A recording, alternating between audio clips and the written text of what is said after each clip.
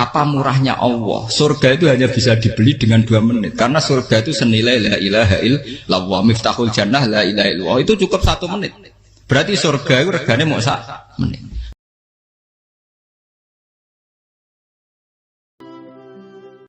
Loh, kula itu karena hidup dengan istri saya sama anak saya. Jadi yang ngurus anak saya sendiri. Jarang kula ngurus dalam jarang. Memang saya punya standar pakai kitab-kitab kados hikam. Saya ini merasa hidup di dunia itu sendiri. Sampai tak warai la Allah kalau kotar. Imam yang ngarang hikam itu punya resep supaya kamu seneng terus. Liyakil lama tafrahu bihi, mesti yakil lama tahzanu bihi. Usahakan sedikit sekali apa yang bikin kamu seneng, maka akan sedikit sekali yang bikin kamu susah. Jadi misalnya kula nih, jadi kiai misalnya cari wong ya kula kiai wong alim, jelas nak ngalime ngalim, nak kiai rapati ya, nak ngalimnya jelas. Tapi nak kiai rapati, namun kan kiai tapi ra ngalim. Nah kula nak darani wong alim malah muni ya jelas. Nak kiai rapati ya, kula rapati nurut tapi aturan masyarakat rapati napa. Nah sampean kiai tapi ora napa ngalim. Ya beda. Enggak, ini memang bedanya jauh. Ya mungkin lebih kiai sampean nih. Cara derdek-derdek dongo meyakinkan sampean. Tapi cara artine dongo piye paham kula. Lha boten iki nyata, sampe rasa tersinggung. Napa barang-barang napa? Nyata. Nah, kula sering ditakoki kiai-kiai masalah. Resepnya apa jenis? Konjinan ratau susah, dal kita ratau wiridan, ratau muhayyisib. Resepnya ilmu itu gini kata hikam. Ulama yang kayak hikam itu pernah ngarang kitab tuh saking syukurnya, entah saking angkuhnya, terserah ngomentari. Kamu harus yakin bahwa di sisa hidup Anda itu tidak akan maksiat lagi. Sehingga kalau kamu ditegur maksiat, anggap saja akhiru maksiatin kudirat alaika. Anggap itu yang Siapa yang menganggap mohal bahwa dia tidak akan dosa sampai mati, berarti menganggap Tuhan itu lemah. Karena cara berpikir kita kan bayangkan hidup itu 40 tahun lagi. Misalnya saya sekarang umur 40, bayang urip kadang 4 tahun meneh. Sampean misalnya umur selawe, bayang selawe tahun meneh. Sehingga nganggap dalam durasi selawe tahun kok orang maksiat kan mohal. Apalagi sampai sudah tahu maksiat itu bakatem, paham? Ya maksiat ya kelas-kelasan, nak bikin pacaran. Nak wong iso omah ya nakal, nak sing setengah soleh ya berbau proposal ya sesuai kontaknya dhewe-dhewe. Itu kan urusan masing-masing. Ya itu kan urusan masing. Moe wakisabu ala wa, ngene ora ana sing roh moe wakisabu ala. Rombongan wali songo, mbok kangen wali songo, mbok golek selisih wawahu napa alam. Sing roh pangeran piyam. Mbok kangen wali, mbok golek selisih margin. Niku pokoke wawahu napa ya itu kan urusan jenengan mbek pangeran, mboten urusan kula. Tapi tetap saya sebagai ulama mengingatkan, niat itu ditoto. Begini, ulama dulu tuh ngitung hidup itu hanya 2 menit 2 detik. Sehingga dia ya gampang saja. Kayak Kanjeng Nabi itu, ya Rasulullah kenapa tidak menyediakan makan untuk besok? Loh, saya itu tidak yakin kalau hidup saya sampai besok. Ya sudah begitu cara, ya sudah tenang saja. Kalau sampean kan bayangkan hidup 4 tahun lagi, 5 tahun lagi, sehingga arah mangan ya wedi tenan. Padahal bolak-balik zaman cilik arah mangan tetap wedi. Jadi cara berpikir Nabi itu begitu. Begitu juga cara pikir sahabat, cara pikir ulama-ulama yang waras itu begitu. Loh, saya itu pernah melarat di Jogja, zaman pertama merantau itu kalau nanti saya bilang, Gus kok tidak punya beras, tapi apa yakin nak sesuk urip palu. Kowe buta mangan sesuk, anak sesuk ijek napa? Cara berpikir ulama itu begitu. Sehingga melihat maksiat juga gitu. Alhamdulillah aku ijek urip 1 detik, 2 detik, 2 menit. Sehingga hidup. Dan itu sudah cukup untuk lafadzkan la ilaha illallah. Makanya kata yang ngarang hikam, betapa murahnya Allah. Surga itu hanya bisa dibeli dengan 2 menit. Karena surga itu senilai la ilaha illallah, miftahul jannah la ilaha illallah. Itu cukup 1 menit. Berarti surga itu regane mau 1 menit. Dan karena dia nganggap hidup itu 1 menit ke depan, la ilaha illallah, ya sudah. Dia ngitungnya hidup itu per menit. Kalau sampean kan enggak, per 10 tahun, per 20 tahun.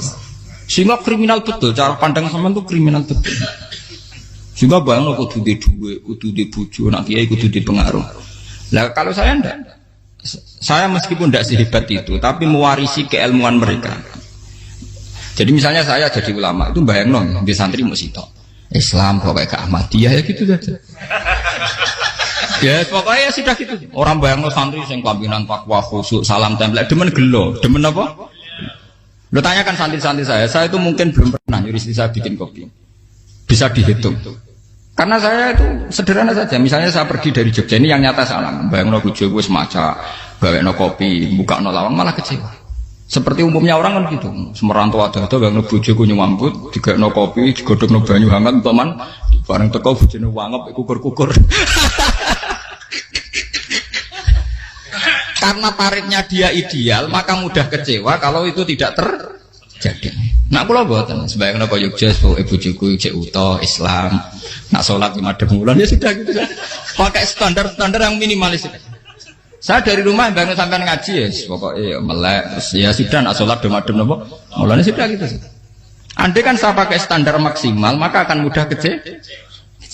Rasulullah juga begitu. Rasulullah itu ngadepi Sayyidah Aisyah itu ya begitu, ngadepi Hasan Husain. Sehingga tidak ada cerita Nabi mudah kecewa betul. Karena Nabi bayangkan anak istrinya itu ya minimalis sekali, urusan dunia loh maksudnya minimalis sekali. Misalnya Nabi pagi-pagi tanya, ya Aisyah apa ada sarapan? Enggak ya Rasulullah, ya idzan asumu kan itu saya puasa. Kalau sampean usul-usul lah digekno kopi wong wedok opo, itu kan repot. Muni-muni itibak sunnah Rasul tapi tidak pernah sampean mendekati sunnah napa Rasul. Sehingga ya tenang saja Nabi. Saya tuh alhamdulillah bisa niru dalam gitu-gitu tuh bisa. Makanya ini kiai muda paling jauh. Banyak kiai-kiai yang sepuh itu kalau urusan gitu konsultasi sama saya. Gus siapa kain. Ini kalau ada sampai era dekarep. Juga saya tidak pernah bayangkan opo tanggaku seneng aku atau orang sing ngaji aku kecewa itu tidak pernah bayangkan. Sampai itu kan makhluk, tidak penting. Kecewa itu tidak benar. Saya itu orang alim, ngerti ini warido kamat lubi, ora warido kum. Yang tak gulai ridane pengiran, ridane sing ngaji, ridane konsumen. Itu apa? Makhluk tidak penting. Itu harus dilatih. Harus apa? Sehingga orang itu kalau biasa sholat, maksudnya biasa takluk be Allah, mesti la Allah katardo, mesti gampang puas. Karena dia iktifak ngalap cukup be Allah Subhanahu wa ta'ala. Saya sebagai manusia juga sering ditangisi istri. Misalnya saya sering ke Jogja sendirian. Nah ninggalan nopo, ninggalan ibu milih pengiran. Misalnya mati ninggalan, ya paling aku mau ngapain nih suaraku. Paling uang nangis gue kegiatan, tak kayak gue. Bukan apa. Ingin saya bahwa konstitusi ulama itu masih iktimat Allah. Kalau kita kan enggak. Cara berpikir kita ngaji itu ideal sing ono podium, sing ngaji kelambinan takwa kabeh, ketunan kaji kabeh, ndiluk kabeh. Kita akan pakai standar-standar yang dengan asumsi kita. Padahal Nabi di zaman sugeng al iman hahuna wa yusiru ila qalbihi sadrihi salah. Iman itu urusan hati. Komitmen sampean be Allah Subhanahu wa taala. Nah ini resepnya. Makanya kata hikam liyakillah ma tafrahu bi. Mesti yakinlah ma tahzanu bi. Sedikitlah kamu gembira dengan satu hal, nanti akan sedikit kamu yang kecewa. Artinya misalnya kados kula sebagai ulama seneng kula nu kok ijek iman. Ya nggak kayak wong awam. Ya sudah gitu. Jadi misalnya suatu saat kula jatuh, yang ngaji saya gak semeneng dadi kupeding. Wong sing seneng kula bubar kabeh. Kula ya ora susah, mistola darah bener. Gus saiki jenengan ora sing seneng. Ya tenang saja. Sing ora seneng ya makhluk ora jelas. Dan status mereka tetap layaduru walayang. Ini harus dilatih. Sehingga Nabi itu ya meskipun beliau itu perang, sahabatnya meninggal ya tenang saja. Nabi cara berpikir yang meninggal mereka mati syahid, yang masih hidup dianggap berpotensi melakukan kebaikan.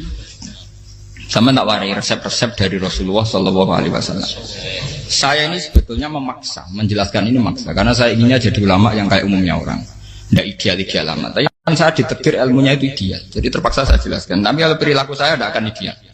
Soalnya ngawur saake mari Ghafuri pengiran nganggur bolak-balik cerita. Ada seorang wali karena dia wali itu doa di multazam, ya Allah saya ini minta satu hal. Karena dia wali maka tidak minta uang, tidak minta jabatan, minta engkau takdir saya tidak pernah maksiat. Itu kan bagus sekali. Minta doa ditakdir gak maksiat kan ada. Dari pengiran malah Syafi'i. Fa'ena ada ukufran. Karena tahu maksiat malah sifat ghafurku tak ada kok endi.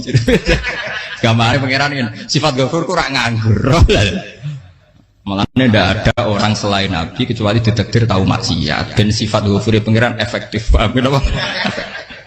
Lara sampean kan ghafure kok nggo kabeh. Dadi karek sajidul iqab. Karena maksiate sampean sering. Jadi sifat ghafure wis berlaku aktif. Saya karek nunggu sifat sadidul iqab. Paham ya tadi? Itu beda dengan wali-wali. Sifat sadidul iqab mau aktif, mereka tidak punya dosa. Malah pangeran bingung gak kok sifat ghafure. Apa rada kok ghafur atau dosa. Didakoki sadidul iqab gak tahu masih. Jadi pangeran malah sing bingung. Nak kowe ora tau maksiat ghafur kok tak dakoki. Kok ora tau maksiat, wong iku ora tau apa? Didakoki sadidul iqab gak mungkin atau maksiat. Lah pangeran apa dakok ghafur kan syaratnya dosa sik. Sampeyan kan walian. Ghafure wis dientekno. Keseringan kepake, paham ya? Karek nopo? Karek sadidul iqab. Ya itu memang standar Tuhan. Semua Quran itu kalau nyeritakan gitu. Nabi ibadi anni anal ghafurur rahim. Kaulaku ceritani aku ghafurur rahim, tapi yo ceritani wa anna adabi wal adabul alim. Jadi Nabi ibadi anni anal ghafurur rahim wa anna adabi wal adabul alim. Kalau Nabi Ibrahim, Nabi Muhammad inna rabbaka lasari'ul iqab. Pangeran cepat nyiksane, tapi wa innahu laghafurur. Jadi dua sifat ini pasti aktif. Dan tentu ulama itu senang sifat ghafur itu ya meskipun aktif, tapi mereka tidak pernah ngambil fasilitas sifat apa? Kula baleni malih.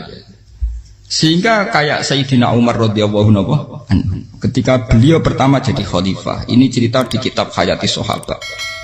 Pertama dia jadi khalifah, orang mengira dia akan ngomong hal-hal yang besar, visi besar tentang negara, visi besar tentang izzatil Islam wal muslim.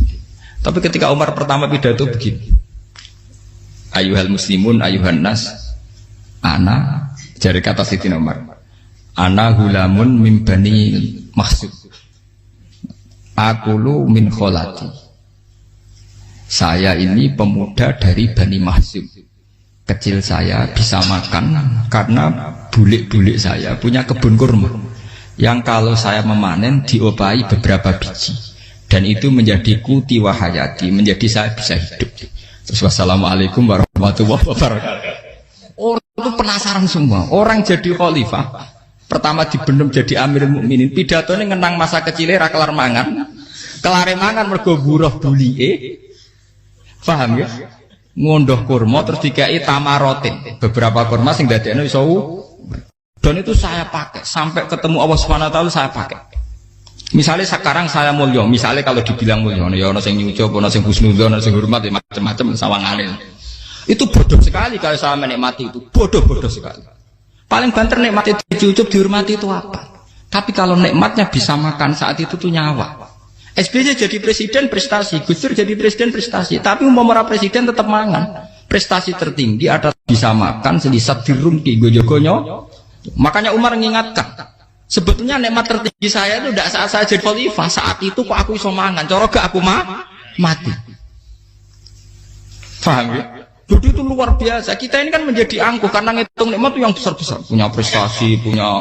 Kalau saya enggak ngitung nikmat itu kelar mangan gak mati, kan gampang. Sehingga saya tidak mudah kecewa karena tarifnya minimalis, gak gampang apa? Jadi misalnya kalau kapan-kapan kok berhubung, Gus ini Tuhan rasanya jangan ngeten-ngeten. Oh makhluk itu ya gak apa-apa. Kalau di status kiai kan seakan-akan ngomongnya sakral, seakan-akan mandi. Tapi nak tak status, oh makhluk itu ngomong-ngomong ya sudah kan. Menjadi kan sudah distatuskan sebagai apa? Makhluk. Tentu makhluk statusnya la yadurru wala yanfa. Di sini ini penting. Orang-orang ahli tauhid tentu tidak punya kesusahan.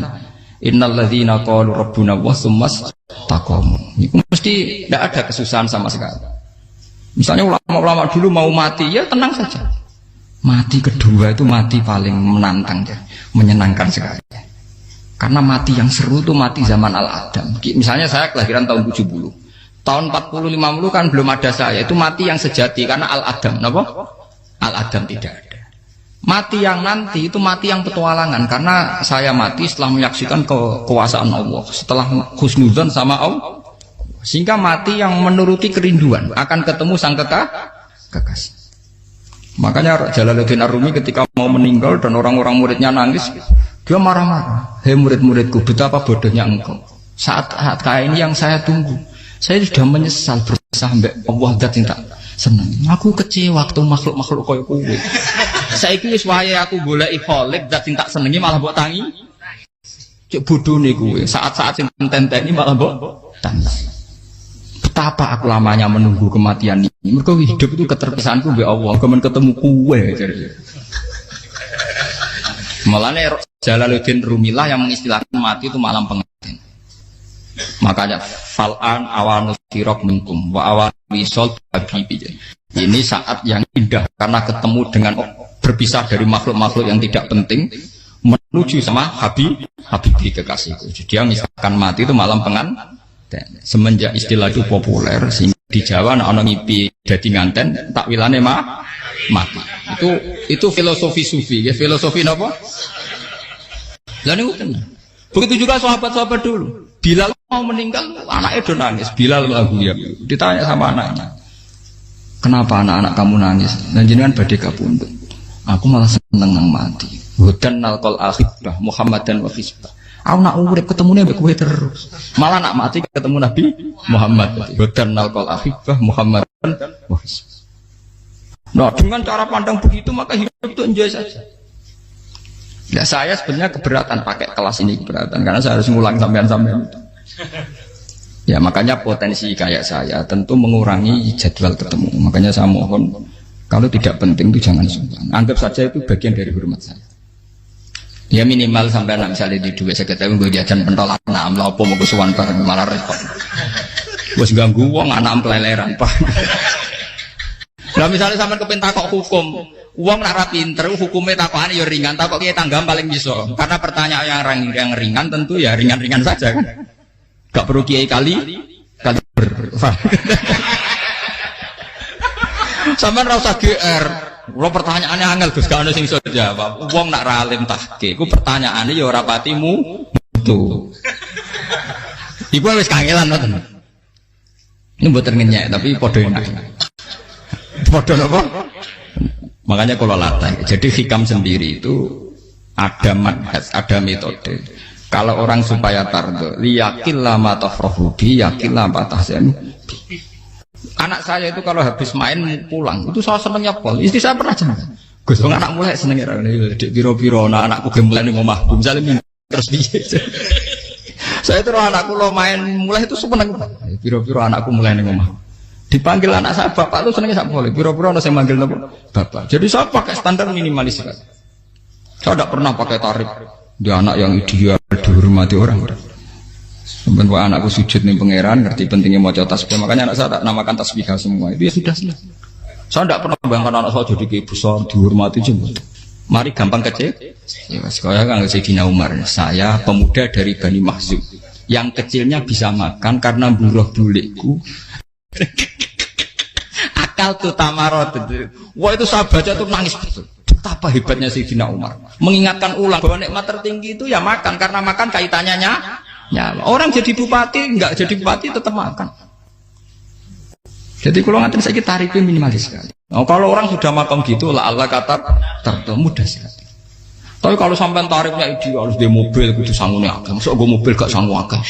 Barang gue sanggup akeh, kudu gue penderek. Masuk kiri lu juga kok tanpa penderek. Nang penderek maju. Masuk orang kena dikeloli, jadi malah repot.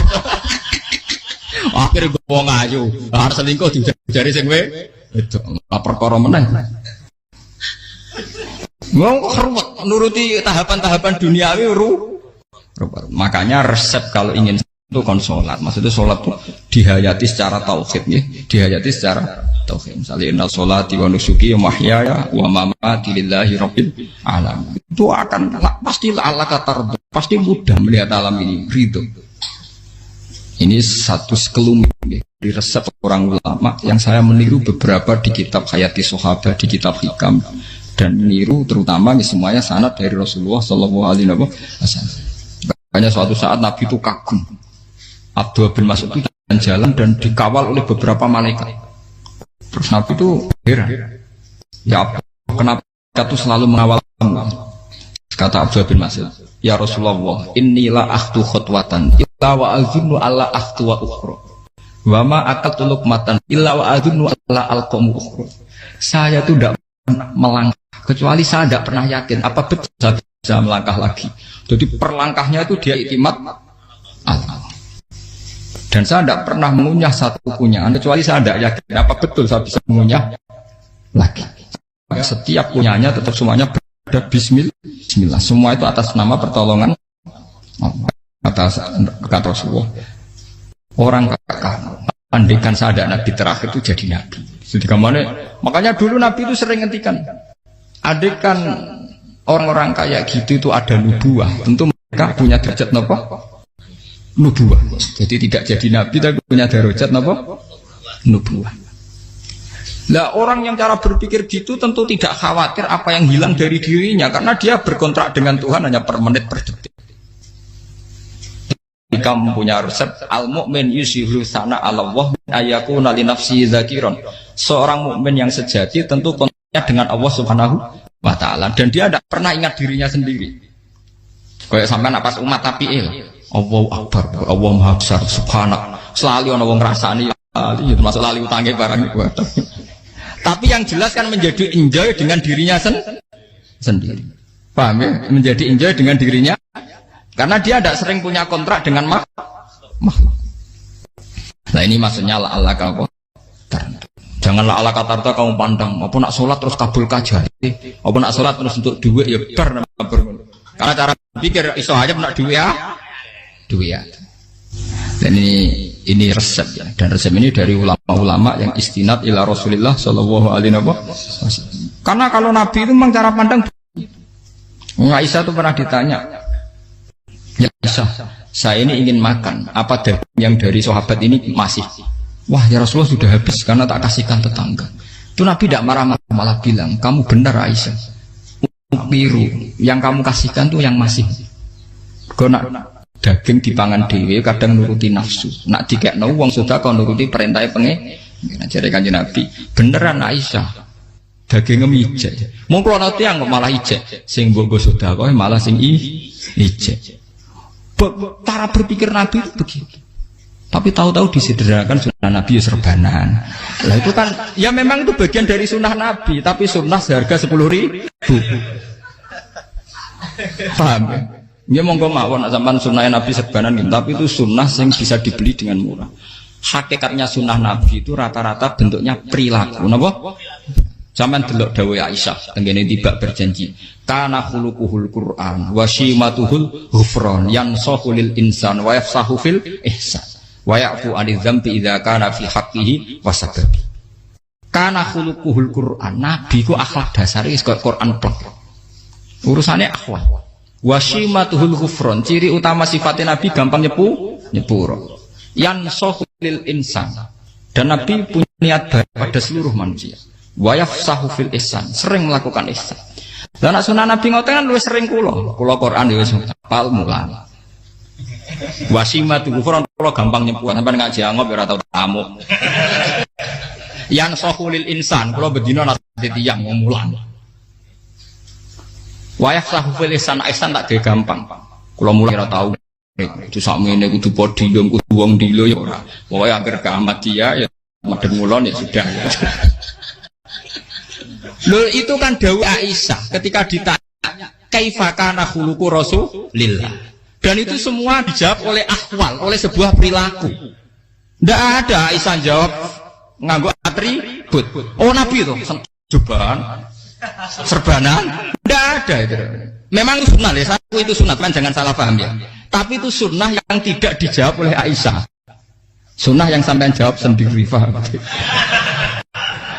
Aisyah yang istrinya Rasulullah ketika ditanya kaifa kana khuluqu Rasulillah, beliau jawab kana khuluquhul Qur'an wa simatuhul ghufran yansahu lil insan wa yafsahu fil ihsan. Semuanya akhwal wa ya'fu 'anil dzambi idza kana fi haqqihi wa sababi wa idza diya haqqu wa lam yakun li ahadi mar'ahu badihatan haba wa idza ta'ahul miskinu ajaba yaqulul haqqa walau kana murra wa la yutmiru lil muslimin hisau wala. Semuanya itu akhwal, satu perilaku sosial. Saya ngakui kalau serbanan sunnah. Ya saya ngakui. Tapi sunnah wis karena saya mewakili yang akhwal tadi yang apa? Lah mungkin untuk sampeyan monggo kalau untuk ngisi sunnah. Tapi mbok ya adil itu. Ini bukan kritik mboten nggih. Yang meyakini serban sunat kan sudah banyak dan itu bagus. Tapi cobalah juga meyakini ahwalu Rasulillah. Maka Makanya mansanna sunnatan itu rata-rata ulama maknani siapa yang ikut sunnahnya Nabi. Rata-rata ulama nafsir ahwalu Rasulillah wa af'alu, perilaku sosial Rasul. Makanya terusannya wa idza ja'ahul miskinu ajabah. Kalau dipanggil orang miskin ya datang. Ya maksudnya ada harus orang miskin manggil pas resepsi kawin boten. Misalnya ana wong melarat kuwi di sepeda motor, wong melarat iki njuk ngeteroni puskesmas ya mbok terno. Wong melarat loro njuk nukono misale apa minyak kayu putih mbok tekani. Ora kok ngerti-ngerti mbok ngurusan walimatul urus sing wajib piye lho. Payah. Lho lan padahal miskin aja pe ora ana hadise urusan walimatul urus mboten. Kalau orang miskin manggil ya. Dalam riwayat hadis ya Nabi sering dipanggil orang miskin. Ya Rasulullah, mbok datang ke rumahku, ada apa? Terus ya Nabi, saya tuh ingin rumahku sing elek jenengan nate salat teng mriku. Ya Nabi datang ya salat saja ya ora ada jaman. Fi ayyi makanin aradta an usolliya fi. Kamu di tempat mana kamu seneng salat teng mriki ya Rasulullah. Ya Nabi salat. Sing ngundang ya waras pisan. Kenangan mek Nabi kok mae dienggo salat Nabi. Ampean tahu tanggung kiai kon salat. Kon promosekno anakmu iku paham. Dia itu nggak nunggu kersane ketampi PNS. Padahal kiai ini dia anak era PNS. Kalau dulu kan sahabat ngundang Nabi itu ya gitu. Ya Rasulullah, saya itu ingin sekali engkau sholat di rumahku. Fatakhidahu musollan. Kemudian tempat yang pernah engkau sholati mau tak pakai musola pribadi. Makanya masjid kiblat itu rumahnya sahabat. Karena dulu Nabi pernah sholat di satu tempat. Adalah ono perintah takhlilul kiblat itu di rumahnya sahabat. Sahabat dulu itu kalau ngaturi Nabi itu kenanya ingin Nabi pernah sholat di situ. Nah, ilmu ngeten ini mentek. Ya untungnya nonton kulo, jadi ono sing eling-eling ya Bang. Nah, teman kudu syukur ya. Artinya syukur ya. Orang kayak saya itu tidak usah sampean dikte-dikte ngikuti hukum adat. Kalau ngoten sampean gelo mergo kula ora iso teko, kula ya gelo perkarane ulama kok mbok atur. Makanya saya sering guyon cerita, saya itu kalau di pasar Pandangan dulu itu anyaran boyong sering di pasar, ditanya sama Gus wong alim kok di pasar, piye? Aneh tuh, ya aneh kuwi. Aneh piye? Bodohnya wong alim. Kadang masyarakat itu tidak sadar keanehan dirinya sendiri. Mereka enak saja merasa kalau orang alim ke pasar itu aneh. Mereka tidak sadar orang bodohnya wong alim ya aneh. Enak saja mereka mikir sepi. Faham ini supaya sampean la'allakan apa tar. Makanya untuk Rasulullah, Nabi itu sering ngendikan nak ana tamu hormati. Tapi etika mertamu di Rasulullah itu walakin idza du'aitum. Mertamu Nabi itu nunggu ditimbali. Walakin idza du'itum du'iya mabni majhul. Ketika kamu ditimbali fat. Jadi ya ayyuhalladzina amanu la tadkhulu buyutan nabiyyi illa ayyudzana lakum. Jadi untuk sowan Nabi itu nunggu dipang. Meskipun sahabat tuh rindu Nabi, tidak berani sowan ke dalamnya Nabi. Kalau ingin ketemu Nabi di barno pas sholat jamaah, karena Nabi pasti keluar di mas. Andai kan Nabi lima tamu di rumah, ya rasido dadi Nabi. Sama nompo tamu.